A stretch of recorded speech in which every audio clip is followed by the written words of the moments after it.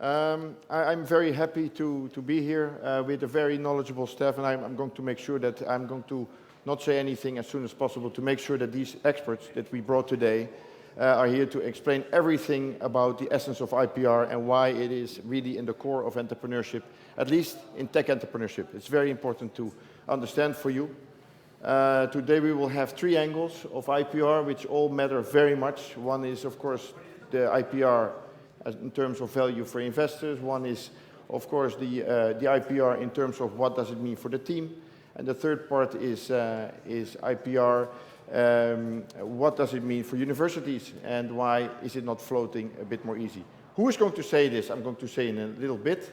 My name is Luc Borg. I've been in tech investment for 30 years. I've been looking for, let's say, a better tech investment, early stage investment already for at least 25 years. And I must say, my first experience in tech investment was in Silicon Valley. It was 25 years ago.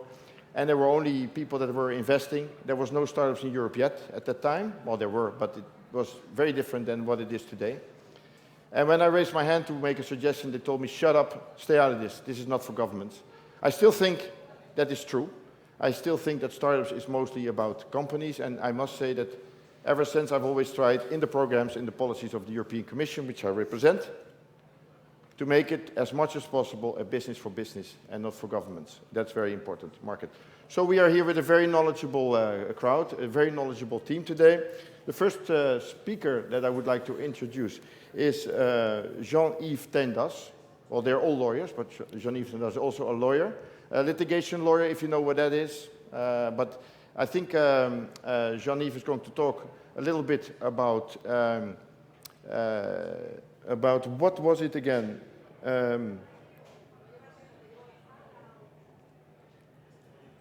Oh yeah, the essence of IPR for startups, and not only for startups but for the investors. That was the first angle, as you remember. The second angle is startup for the team. It means value sharing, also not just for the team, I guess also for the investors, as you just explained to me. Yeah. And this is Andy Ramos, he's also a lawyer. And the last speaker that we have is Clara Plombo, and she's also a lawyer in IPR, and she's going to look much more into open innovation and IPR. The question, why does this IPR that is developed in universities, why doesn't it float a little bit better to the market, and why is it not taken up? This is where we should go and put our attention on. Okay, again, I would like to introduce the first speaker. We only have half an hour, so I think we should have about 7-8 minutes per speaker, and also allow you to ask a few questions. Johnny. Thank you very much, Luke, for the introduction. So when we are talking about startups, we talk about, at the end of the day, innovation. Such emerging companies are offering an attractive project, are offering ideas, originality, creativity. Thus, they have they have ways to protect those originality. However, what we have seen is that in most of the cases, it is recurring that those startups do not protect their IP portfolio, even they ignore any IP-related issue. So there's a current or a recent study conducted by a Harvard researcher that concludes that 75% of startups fail. Very often, the difference between expansion and extinction of a startup is related to the focus that they have put on the protection of their IP rights. So many times we see that those startups do not protect properly the IP rights. That's why I think it is important to here today that we have the chance to talk about this, make some points and stress on the importance that for the startups to protect their IP rights. For instance, those IP rights are important because 73% of startups that are protecting IP rights do have more investments from the investors. So very quickly, an overview on the most important ways to protect the IP rights. I'm going to make some highlights about the legal issues relating to the different ways. So first of all, we have the more traditional way to protect. We have the patents. So as you know, for inventions, products, or processes that meet 3 requirements. First of all, novelty. It's obvious. It's something that has not been disclosed, can be patented. Secondly, that it have an inventive activity, meaning that it solves a technical problem which had no solution so far. And finally, that has the one that has industrial application, meaning that it can be reproduced several times. So this protection gives or grants the title holders of an exclusivity right during a 20 years period. But it's true that only grants protection on the territories where such protection has been requested. Then what's a good alternative for startups would be, for sure, the so-called trade secrets. Trade secrets are the way for protecting any given information or knowledge that meets, again, 3 requirements. Secrecy, meaning that those secrets are not, or those information and knowledge are not known or generally known by the competitors. Second, that this information has in itself a great value, an economical value, actual or potential commercial value. And finally, that all reasonable measures have been adopted in order to keep those information as secret and remaining confidential before the rest of the market. So I think this is a good way to protect the most valuable assets of the startups, because it allows not to meet the patentability requirements, which very often happens. Additionally, it allows as well to startups to save all costs involved in the patent applications. And finally, if you do a good job, you can keep the right over those information or knowledge during all the time that you can keep this information secret. So I think it's a good way. Another example would be when the most important value of a startup lies on a software, we can as well protect that software through over copyright. Okay? In this connection, we have to take into account that copyright over a software does not protect the functionality of the software, only the way that such software is expressed through binary language, and take into account that as a general rule in copyright, the author or the title holder of the rights will be the author. However, as an exception to this, take into account that for software, the company is deemed to be the author of such software when the employee has developed such software within the scope of his/her activity and functions. And finally, why do not talk about databases? Databases, when the key of the analyzed business model is the use of big data. In those cases, what happens very often in the field of startups, in those cases we can protect as well such database as through the sui generis right foreseen in the Intellectual Property Act. No? So at the end of the day, there are many ways to protect. I think that a good suggestion, recommendation for startups is to be proactive, to take all necessary steps to protect their intellectual property rights, and do not fear costs, because of course there will be costs to assume, but those costs will not be so high than in the case that you do not take the appropriate actions. And finally, that do not fear either to engage an IP counsel to design an executive plan, an IP plan, and to execute it over time. So I think that the main points are these. The investors will very much appreciate this investment taken by the founders of a startup in protecting the IP rights, because it's not only you are increasing the value of the company, but is that you are giving them many confidence on what they are actually acquiring. Thank you. Excellent. Thank you very much. Is there one small, very quick question for Jean-Yves? If not, then I will go straight through to the next, Andy Ramos, to give his pitch, and I guess maybe there's some time at the end to do a bit of a discussion among the three of us. Andy, please. Okay, thank you very much, and thank you very much for the invitation. And apologies for wearing a tie, because I think this is not a place to wear a tie, but in my defense, I would say that it's a Star Wars tie. So it means that lawyers have to be geeks also in this industry, even if you are in the legal services industry. So obviously, when we are talking about digital economy on this digital economy era, every single company generates, develops a huge amount of intangible assets, including IPR, intellectual property rights, and data. That is the new goal. This roundtable is about intellectual property and the revenue share, how these companies that they generate IPR gets revenue. You can, and when I was preparing my speech, I was thinking about three main means to obtain revenues when you are exploiting IPR. The first one is by selling your intellectual property rights via license or assignment. You don't have to know the difference. That's why lawyers are, to know the difference between a license and assignment of rights. Secondly, by exploiting a service that uses these intellectual property rights. For example, Netflix, for example, Spotify, they are very good services. Their real core is exploiting these rights.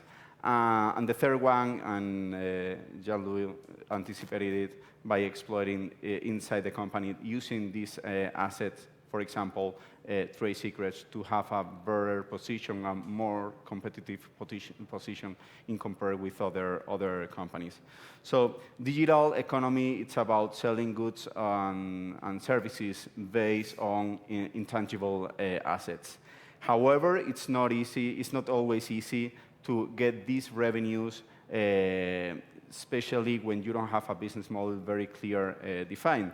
For example, extremely successful companies like Spotify or Netflix are struggling very, very hard to try to find revenues and, well, to obtain profits and to get to black number. It's not always known that Spotify, until 2017, has been losing money, losing between $8 million and $200 million each year.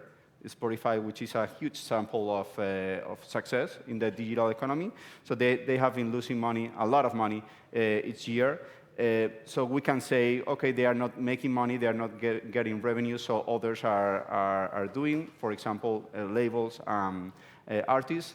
I don't know if anyone here in this audience ever wondered and asked himself or herself how much money get each artist for each reproduction or play of the song. So I got the number, and it's 0.00014,123 per play. It means that if you want to make $100, you have to get 300,000 streams. So it means that probably, or we can get to the conclusion that probably the music and the performers, authors, are not either getting much money from here. So, and this is the third element of the title of this session, that's the inflection point. It seems like 2018, last year, for Spotify, was the inflection point. Last year, for the first time in 12 years, they got to black numbers. They could make money, and they could, for the first time in company history, it's their operating income, net income, free cash flow were all positive, which is extraordinary for the company. At the same time, we are seeing that Netflix, which is another unicorn, another good sample of digital economy, now it's showing signs of tarnish because they have very quite bad result in the last quarter of the year. So we are with these numbers, we see another example of revenue share and intellectual property rights. Recently, the European Union pass a revision of the European directive, and with, among other changes, one of them are where they were called the value gap, which is called, or it's understood that the difference between the money that big technology platforms are getting from user-generated content are getting from exploiting intellectual property rights, and the actual money that performers, labels get from these platforms. So, and the European directive was trying to balance the different rights between, the different interests between different copyright holders. So we see that the intellectual property rights and revenue share is not always pacific. It's actually very complex to try to find the balance. And what they are now doing, or what we are doing now in Europe with the new directive, is obliging the platforms to get licenses and pay more money. But at the same time, we saw very recently with YouTube that they are decreasing the royalties that they are paying to YouTubers and casters because they are not getting enough money to share it with the creators. So in general terms, we see that apparently highly successful unicorns, which are based on the exploitation of intellectual property rights, are struggling very much to obtain profits, and other companies are not are also example of this. I just took a few of them. Performer and labels companies are not very enthusiastic about the revenues they receive from internet services, and obviously they got way much money in the analog era before the internet came along. But at the same time, as I said before, now we have in an inflection point because after more than a decade, few of these companies are finally going in red number, in black numbers, which is a good. I'm finishing. Which is a good sign of maybe that they are finding a good business model that could get this economy healthier. So now that we have the content, which is basically intellectual property rights, and that some revenues are being generated, we need to find how all parties involved in this economy, including internet companies, creators, labels, gain enough profits to enrich the economy. Thank you very much. Good, Andy. Thank you very much. How many people here are considered to be tech entrepreneurs? How many people are related to that? Can I see hands? People that really think about IPR and how do I transfer my value in my company with this tool. Okay. Not too many still, but nevertheless. Thank you, Andy. Let's go and continue straight away with Clara for our last angle, open innovation and IPR. I'll give you the floor right away. Thank you very much. So I think I agree with my co-panelists that the value of IP and the value of intangibles is increasing. 10 years ago, about 20–40% of the value of a company was related to intangibles. Now, many companies, 90% of the value that they have is based on the IP that they own, the IP that they transfer, and the use and the transfer of this IP. So I think there is definitely a trend towards that.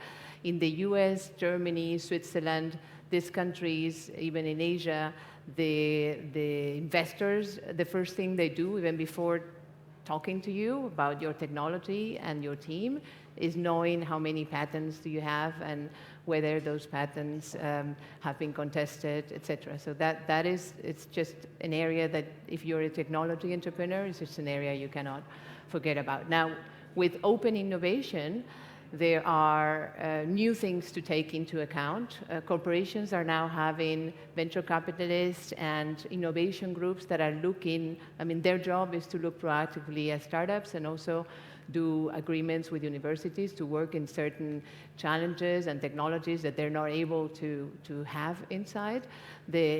Famously, the head of Roche said in an internal meeting, they said, I'm hiring now the best scientists so that they can find the next technology in the future outside of Roche. So this, more and more, this is happening outside.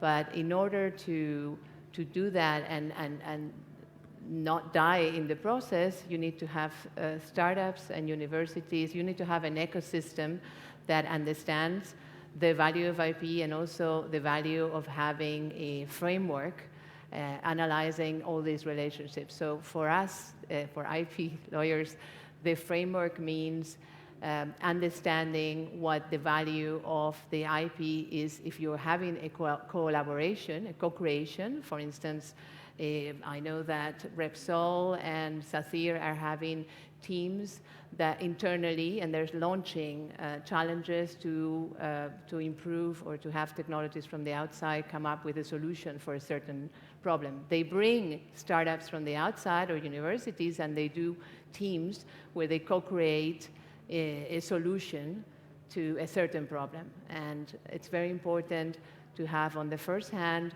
the background IP, so understand what each team is bringing to the table. In fact, in my experience, these conversations have been very useful in order to know what are you trying to achieve and actually brings the team together. Secondly, well, you have to put a value to that IP that is bringing into the table, that is coming into from previous teams and what each team is bringing. There are actually European partnerships that we are cooperating with where also that's the first part. So let's define what is the value of your IP. And then the second part is even before nothing has been created, you have to come up with the foreground IP. So what do we expect to come out of this? And if this happens, who is going to own this IP? It's much easier if the same person that creates then owns the IP.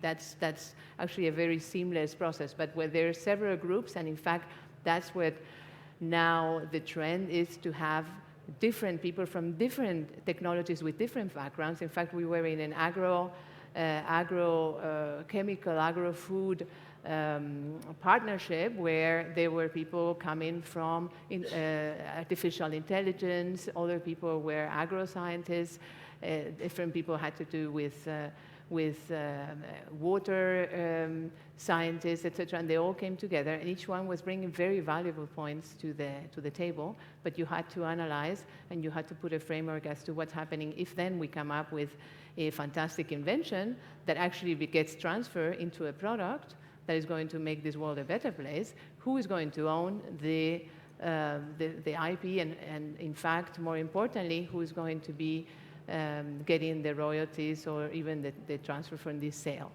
So I think that's very important to identify your IP, to put a framework into what may come up of this co-creation, and to negotiate this. And now, in terms of universities, what we find very often is there is an unmatched need or expectation between the university professor who thinks this is really their child and this is their child, and this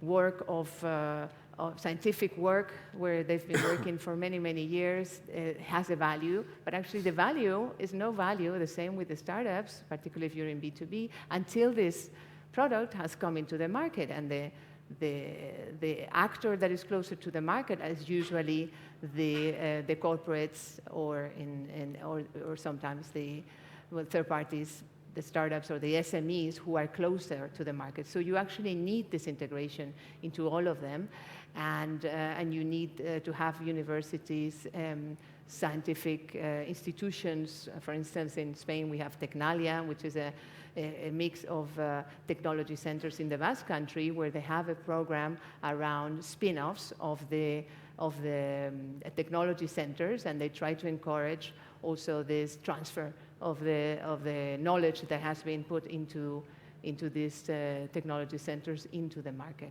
So at the end, everybody has to work together and have real expectations. So you cannot have 80% of the results of something that you don't even know. So 80% of zero is zero.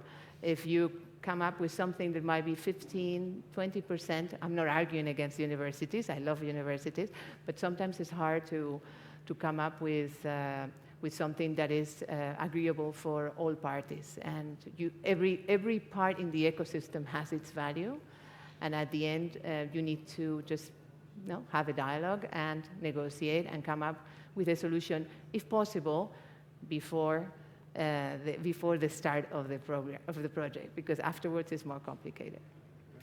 Well, thank you very much. Okay.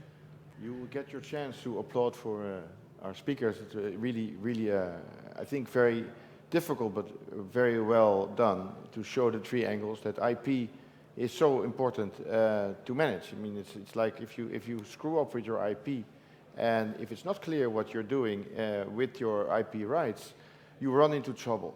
And it's something that we have to focus on also from a policy point of view, from the European programs. I mean, in the European technology programs, it is very important in the standard contract that the IP is well managed. And I think now you have the reasons behind. I would like to give you the opportunity to ask a few questions or to strongly disagree with whatever we have said. Is there anyone that would like to ask a question? Anyone? No? Well, then it was very, very clear. I think it's very important listening to all of you to see indeed how important IP is to prove your value and to make sure that with the background and the foreground that everyone understands where he stands as soon as revenue comes, because that is one of the issues that we see a lot. I think my question to the panel would be, and I wonder who was going to answer it. But when is the time to start talking about IP? When you are an entrepreneur or when you are an investor? What is your experience as for entrepreneurs or representing entrepreneurs? When is it important to start about IP? Is it something you wait for the question, or is it something that you put on the table yourself? Maybe Jean-Yves, can I ask you first? Well, as I mentioned earlier, I think that from the beginning, entrepreneurs, founders of startups have to take all the steps in order to secure their IP portfolio and precisely to avoid any concern, any problems in connection with their intellectual property assets, to enter or to put in place the correct NDAs just to protect the trade secrets, to file the proper trademark patent applications, to, at the end of the day, make, as I mentioned, to take all the steps necessary to secure and to ensure that you are having a great and a huge protection in terms of intellectual property. Okay, maybe Yes, maybe just to add on that, I fully agree. I think it's very important that, because there's always the issue of costs, so I think I would agree, you need to have a proper IP strategy and you need to have talked to an IP expert quite early in the process, just to know what you can and can't say, even to investors or in presentations. We all like to talk about our achievements, but sometimes that's actually killing a potential patent. So you have to just know and have a bit of a strategy. But then I also recommend that you in some cases, you may wait until you've had your first Series A or your first investment, because IP is an investment. It's not a cost, it's an investment. And so sometimes you just need to keep that in mind when you are raising funds that for you, IP is very relevant for the success of your company, and that you're going to need to raise some funds for that too. Andy, the last word is yours. Yeah, the last word in 10 seconds. And I totally agree. And I would like to add also that to think about entrepreneurs should think also about IPR when they are selling goods, not only services, but also goods. And I'm seeing from here a beverage that it's outside, Convida, Kombucha, they were friends, and because they are very good friends of mine, and because they are very good friends, they knew all the IP intellectual property from food, from meals, and from having time together. And they got investors 2 years ago, and before that, because we are very good friends, we devised the strategy to protect as a trade secret all the process of manufacturing the beverage itself. It's a kombucha beverage. So I think I was seeing from here, it's a very good example how IPR are not only on digital services, but also on products that they can receive investors. And during the round, we also selected what kind of information they had access to and what not. So this is also very important when receiving investors. Yeah. Yeah, I think that was one thing that was missing is IPR is not just the value that you represent, but it's also very important to be able to answer to investors that you have the access to the necessary background IPR, because otherwise you're empty-handed. So thank you very much, very good, Clara, Jean-Yves, and Andy, for your very interesting and clear explanations of IPR, which is not simple. Can I ask you for a big round of applause for this panel? Thank you very much.